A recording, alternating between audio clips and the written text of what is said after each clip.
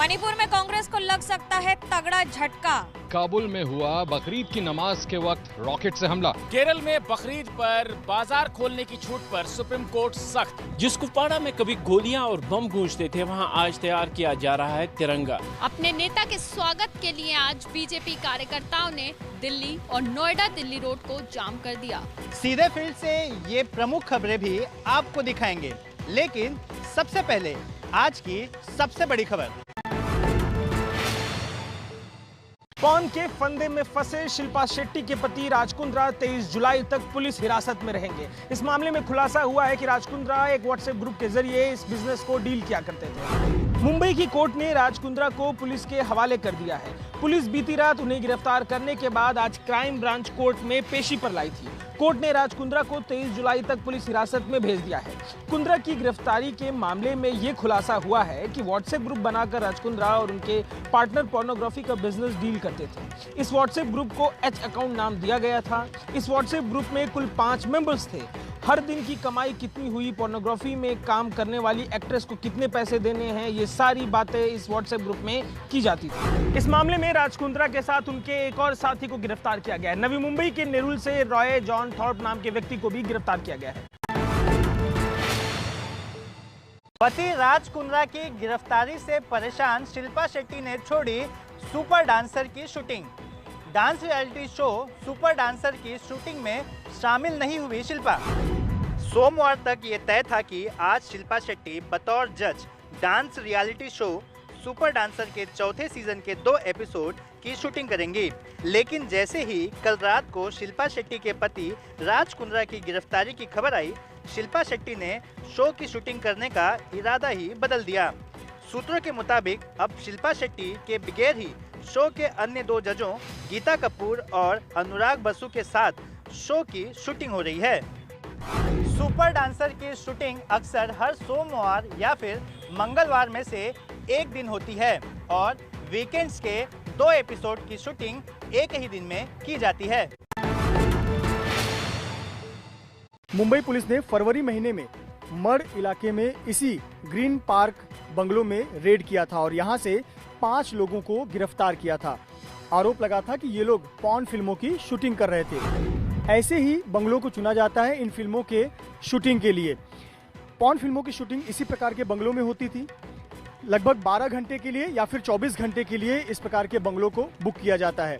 12 घंटे के लिए 60 से 80 हज़ार रुपए अदा किए जाते हैं और 24 घंटे के लिए 1.5 से 2 लाख रुपए अदा किए जाते हैं और यहाँ पर फिल्मों की अलग अलग तरीके से शूटिंग होती है। देखिए, ये जो बंगलो आप देख रहे हैं, यहाँ पे तमाम सुविधाएं होती हैं। आपको हरे रंग का एक शेड नजर आएगा। ये जो कमरा बनाया गया है और इसके ऊपर एसी फिटिंग आप देख सकते हैं। दरअसल ये मेकअप रूम होता है। इसमें आर्टिस्ट तैयार होते हैं, आर्टिस्ट का मेकअप होता है। ये जो ग्रीन पार्क बंगलो है, कई कमरे हैं और इन्हीं कमरों में पॉर्न फिल्मों की शूटिंग हो रही थी। जो ये शूट किया गया पॉर्न फिल्म, इसे भेजा जाता था उमेश कामत के पास। उमेश कामत ही वो मिडिल मैन है जो इस वीडियोस को लंदन यानी यूके भेजता था और वहां के OTT प्लेटफॉर्म पर ये वीडियोस अपलोड होते थे। इसी जगहों पर इस प्रकार के पॉर्न रैकेट भी पनप रहे थे, जिसका भंडाफोड़ मुंबई पुलिस ने किया है। मुंबई पुलिस क्राइम ब्रांच ने गिरफ्तारी की है, पर राज कुंद्रा की गिरफ्तारी बताती है कि ये कितना बड़ा रैकेट था और ये रैकेट कितना प्रोफेशनल तरीके से चल रहा था और करोड़ों रुपए का व्यापार हो रहा था और अंतर्राष्ट्रीय स्तर पर ये रैकेट चलाया जा रहा था। बीजेपी के सांसदों को प्रधानमंत्री नरेंद्र मोदी का मन, कहा सत्य को बार बार जनता तक पहुंचाएं। मॉनसून सत्र के दूसरे दिन से पहले पीएम मोदी और बीजेपी अध्यक्ष जेपी नड्डा की अगुवाई में संसदीय दल की बैठक बुलाई गई। बैठक में प्रधानमंत्री नरेंद्र मोदी ने सांसदों से कहा कि सत्य को जनता तक पहुंचाने का हर संभव प्रयास करें। पीएम ने विपक्ष पर हमला भी बोला, कहा कि कोरोना पर चर्चा की जरूरत है, लेकिन विपक्ष चर्चा से भाग रहा है। बैठक में पीएम ने खास तौर पर दिल्ली का जिक्र किया, कहा कि दिल्ली में करीब 20% फ्रंटलाइन वर्कर्स का भी अभी तक वैक्सीनेशन नहीं हुआ है।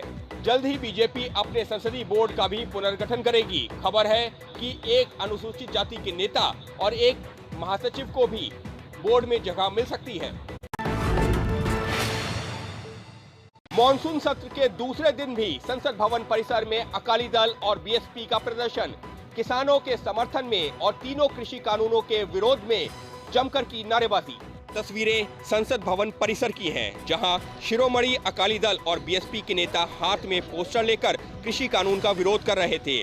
बीएसपी और अकाली दल कृषि कानूनों को रद्द करने की मांग कर रहे हैं। प्रधानमंत्री की जिम्मेदारी है कि किसानों की बात सुने, पर जो जिद पकड़ी है प्रधानमंत्री जी ने, ये बहुत बड़ी बेइंसाफी किसानों के प्रति है और किसानों का अपमान हो रहा है।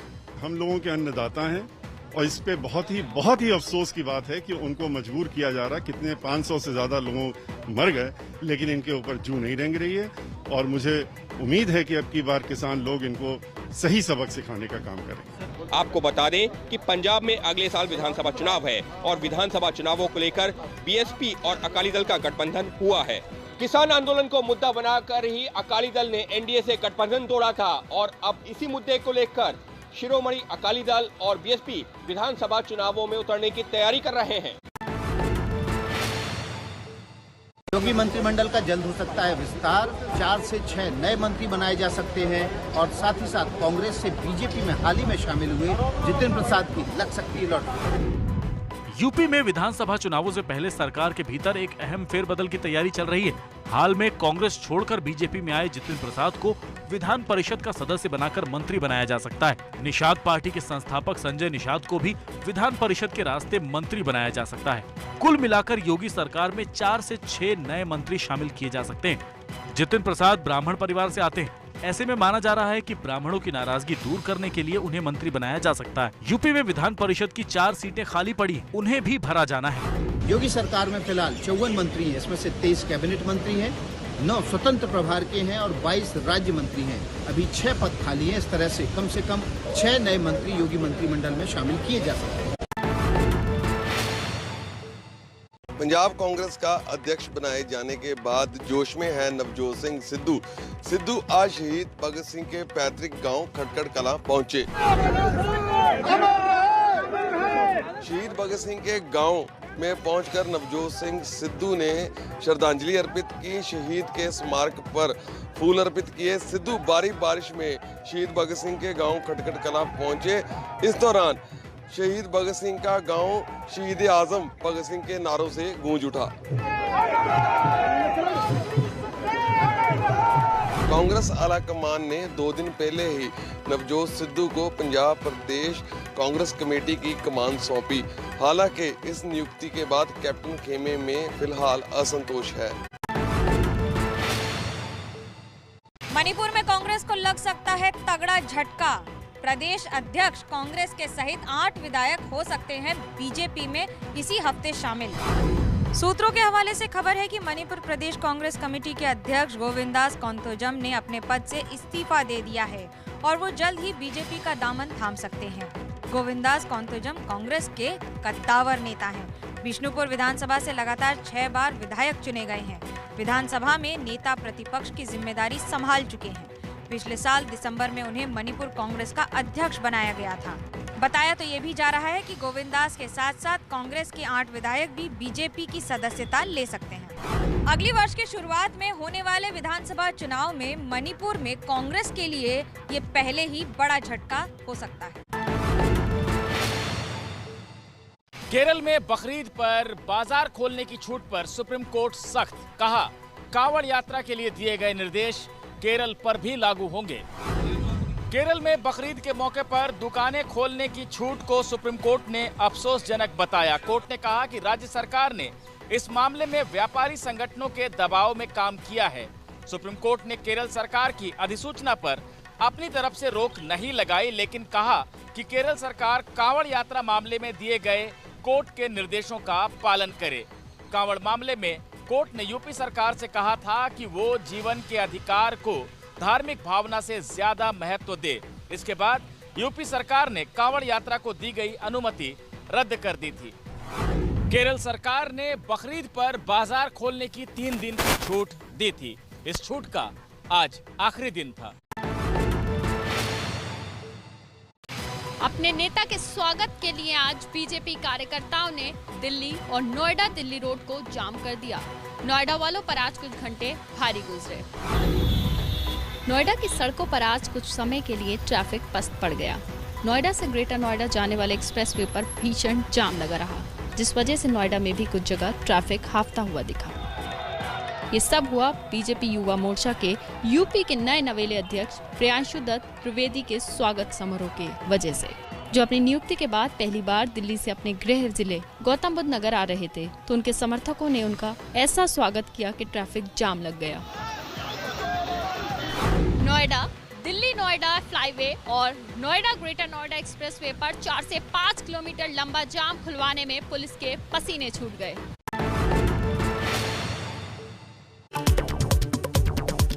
कोरोना पर बैठक से पहले संसद में बोले स्वास्थ्य मंत्री, जनता चाह ले तो रोक सकते हैं तीसरी लहर।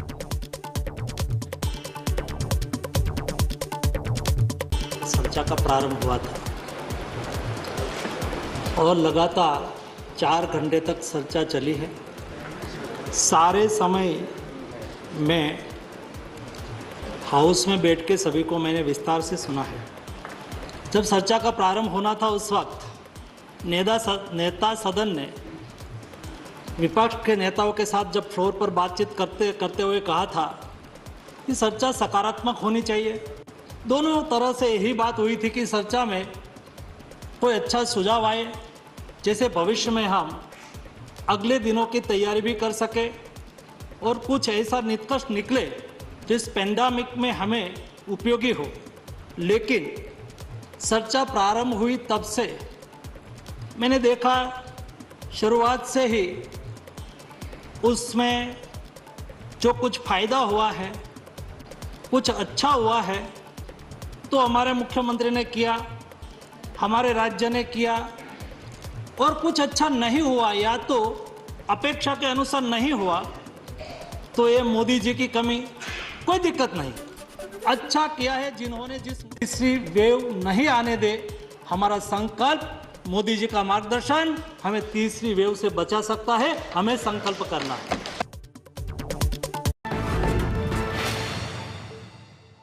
मुंबई पुलिस को मिली बड़ी कामयाबी, गैंगस्टर रवि पुजारी का राइट हैंड अब मुंबई पुलिस के शिकंजे में। पुलिस के सुरक्षा घेरे में ब्लू जींस और सफेद शर्ट में नजर आ रहे इस शख्स का नाम यूसुफ बचकाना है। मुंबई क्राइम ब्रांच की एंटी एक्सटॉर्शन सेल ने गैंगस्टर यूसुफ बचकाना को गिरफ्तार कर कोर्ट में पेश किया। यूसुफ बचकाना गैंगस्टर रवि पुजारी का राइट हैंड और दाऊद इब्राहिम गैंग का खास गुर्गा है। यूसुफ की गिरफ्तारी मुंबई में एक एक्सटॉर्शन मामले में हुई है। इसके अलावा भी यूसुफ बचकाना पर हत्या और रंगदारी समेत कई गंभीर मामलों में केस दर्ज है। कोर्ट ने यूसुफ बचकाना को 27 जुलाई तक पुलिस हिरासत में भेज दिया है। यूपी के कानपुर में जाजमऊ पुल पर कार ड्राइवर की गुंडागर्दी, टक्कर के बाद दूसरी गाड़ी के ड्राइवर को बोनट पर लटकाया। कार के बोनट पर एक शख्स लटका हुआ है और कार चलती जा रही है। तस्वीरें कानपुर के जाजमऊ पुल की हैं। बताया जा रहा है कि कार की दूसरी गाड़ी से टक्कर हुई थी।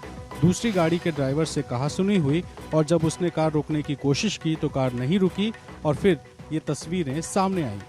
पुल पर मौजूद लोगों ने इस घटना का पूरा वीडियो बना लिया। पुलिस वीडियो के आधार पर इस पूरी घटना की जांच कर रही है। राजस्थान के जालौर में शादी समारोह में हाई वोल्टेज ड्रामा, शराब के नशे में कार पर सवार होकर किया स्टंट। डीजे का धमाकेदार म्यूजिक और कार के गेट पर सवार होकर डांस करने की तस्वीरें राजस्थान में वायरल हो रही हैं।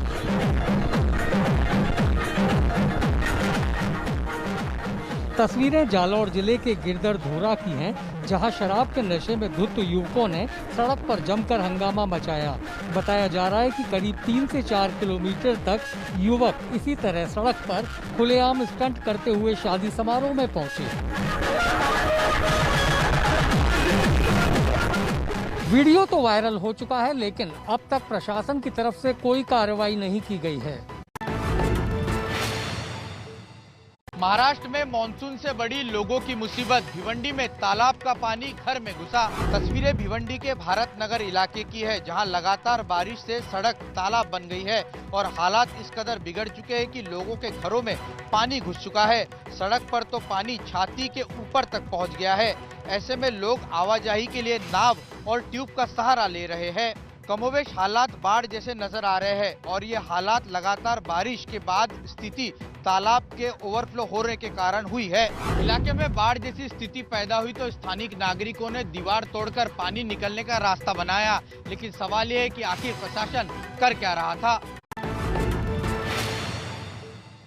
महाराष्ट्र के नवी मुंबई में दर्दनाक हादसा, नदी में डूबने से 2 लोगों की मौत। तस्वीरें नवी मुंबई के तलोजा के कसाड़ी नदी पर बने पुल की है, जहां लोगों की भीड़ इकट्ठा हुई है। बताया जा रहा है कि इसी कसाड़ी नदी में 3 लोग नहाने के लिए गए थे, लेकिन तभी नदी की तेज धारा की वजह से 3 में से 2 लोग नदी में डूब गए। एक शख्स सुरक्षित है। महाराष्ट्र में मानसून से मुसीबत बढ़ गई है। कल ठाणे के गोलाई में भी चट्टान खिसकने से 5 लोगों की दर्दनाक मौत हो गई। मुंबई में शनिवार और रविवार को हुई भारी बारिश के चलते मुंबई के कांदिवली इलाके का एक बेसमेंट पार्किंग जलमग्न हो गया था। ये बेसमेंट पार्किंग मुंबई महानगर पालिका का है। लगभग 15 फुट पानी पार्किंग में चला गया था, जिसके चलते 400 से अधिक गाड़ियां पानी में डूब गई। कई घंटों की मशक्कत के बाद पार्किंग में से पानी को निकाला गया है और उसके बाद क्या तस्वीर बनी है, इसे आप देखकर कल्पना कर सकते हैं कि कितनी बुरी हालत थी।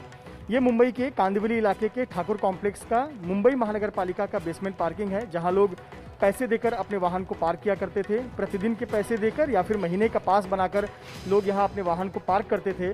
लेकिन शनिवार और रविवार को हुई भारी बारिश के चलते ये पूरा बेसमेंट पार्किंग डूब गया था। लगभग 15 फुट पानी यहाँ बेसमेंट में था। जितने वाहन हैं पूरे कीचड़ में सने हुए हैं। हाई एंड गाड़ियां हैं, कार हैं, पहचान में ही नहीं आ रही हैं। आप यहाँ नज़र दौड़ाएं, यहाँ काफ़ी अंदर तक ये पूरा पार्किंग है। बहुत सारे सैकड़ों रिक्शा, सैकड़ों बाइक और बहुत सी महंगी गाड़ियाँ, टूर ट्रैवल के कार यहाँ पर पार्क की जाती थी।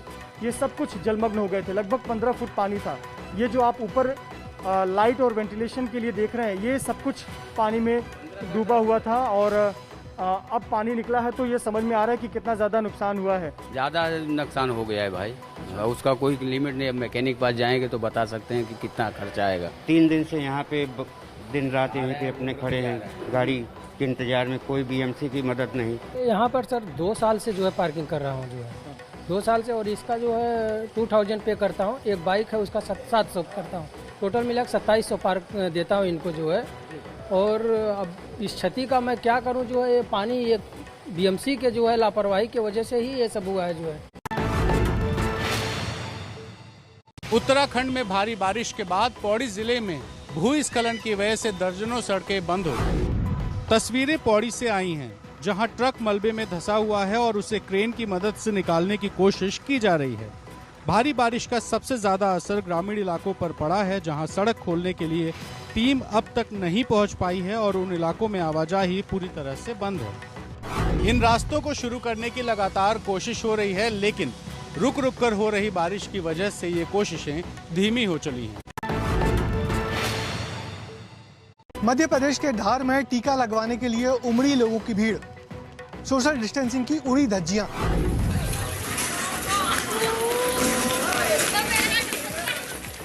लोग दौड़ते हुए जा रहे हैं। ना तो सोशल डिस्टेंसिंग की चिंता है और ना ही दौड़ते हुए किसी हादसे का डर। तस्वीरें मध्य प्रदेश के धार के धामनोद की हैं।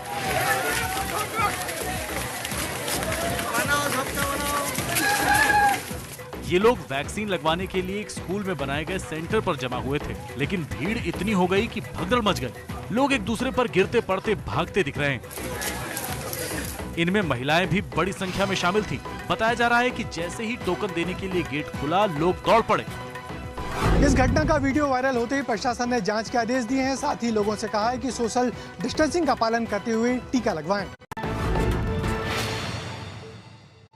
जम्मू कश्मीर में लोगों को टीका लगाने के लिए कई मुश्किलों से गुजर रहे हैं स्वास्थ्य कर्मी।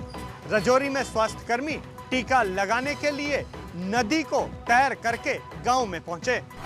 तस्वीरों में जंगल के बीच में 3 महिला स्वास्थ्य कर्मियों की टीम है, जिनके कंधे पर कोरोना वैक्सीन का बॉक्स है और हाथों में लाठी है।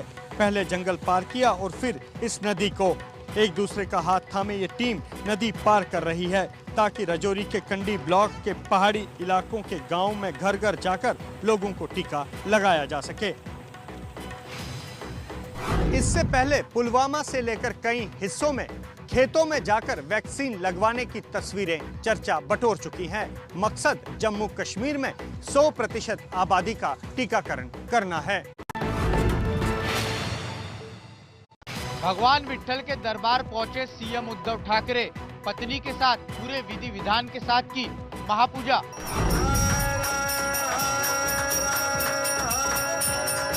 महाराष्ट्र में कोरोना के बढ़ते खतरे और सियासी खींचतान के बीच सीएम उद्धव ठाकरे महाराष्ट्र के सोलापुर पहुंचे, जहां उन्होंने विधि विधान के साथ भगवान विट्ठल और देवी रुक्मिणी की पूजा की। मौका था आषाढ़ी एकादशी का। आषाढ़ी एकादशी महाराष्ट्र में हिंदुओं का अहम उत्सव है। पूजा के बाद सीएम उद्धव ठाकरे ने कहा कि उन्होंने महाराष्ट्र से कोरोना की समाप्ति और सभी के अच्छे स्वास्थ्य की कामना की है। आषाढ़ी एकादशी वारी नामक तीर्थ यात्रा के समाप्ति का प्रतीक है। इस यात्रा के तहत राज्य भर से श्रद्धालु पैदल चलकर मंदिर नगरी पंढरपुर पहुंचते हैं। जिस कुपवाड़ा में कभी गोलियां और बम गूंजते थे, वहां आज तैयार किया जा रहा है तिरंगा। सरकारी दफ्तरों के लिए राष्ट्रीय झंडा बनाने का काम जोरों शोर से चल रहा है।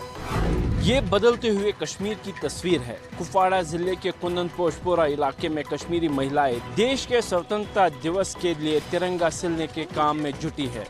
ये तिरंगे 15 अगस्त के लिए सेना और सरकारी दफ्तरों में लगाए जाने हैं। सेना के सहयोग से इसी साल मार्च में खोले गए ट्रेनिंग इंस्टीट्यूट में तिरंगे की सिलाई का काम चल रहा है, जिसमें करीब 40 लड़कियों को ट्रेनिंग दी जा रही है।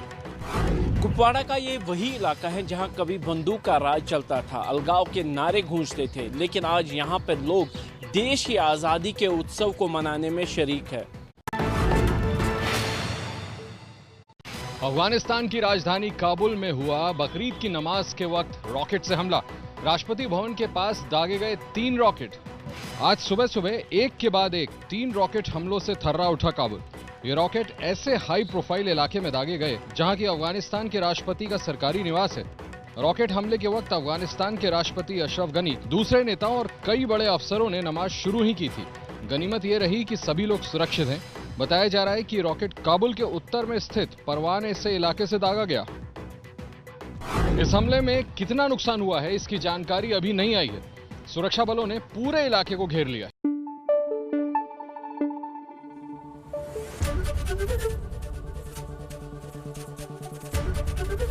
एबीपी न्यूज आपको रखे आगे।